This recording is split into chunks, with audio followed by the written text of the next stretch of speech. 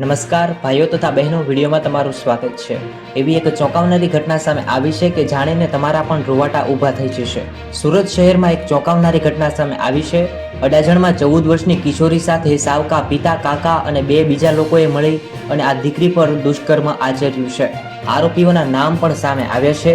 વત્સલ્ય મહેતા જે તેમના કાકા છે, નીરજ માઉચી જે તેમના સંબંધી અને પ્રજ્ઞેશ મહેતા જે તેમના સાવકા પિતા। ખરેખર આ લોકો દ્વારા દીકરી પર એમ કહેવાય કે દુષ્કર્મ આચરવામાં આવ્યું છે। મોટા સમાચાર સામે આવ્યા છે।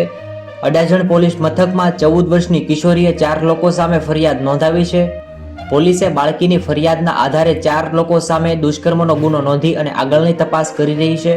આ પ્રકારની પોલીસ ફરિયાદની જાણ થતાં જ પગ તળેથી જમીન સરકી ગઈ હતી અને આજે પોતાની પુત્રી મોટી કરી હતી ત્યારે તેની સાથે તેણે દંતક લઈને અવારનવાર હવસનો શિકાર બનાવી છે અને બીજા 2 લોકોએ મળી પણ તેની સાથે શારીરિક સંબંધ બાંધ્યા, જેમાં ભાઈ, બાળકીના કાકા અને બીજા 2 લોકો આ લોકોએ તેના પર શારીરિક સંબંધ બાંધ્યા છે। અડાજણ પોલીસ મથકમાં સાવકા પિતા, કાકા અને 2 ભાઈઓ વિરુદ્ધ દુષ્કર્મની ફરિયાદ નોંધવામાં આવી છે અને કાયદેસરની કાર્યવાહી હાથ ધરવામાં આવી છે।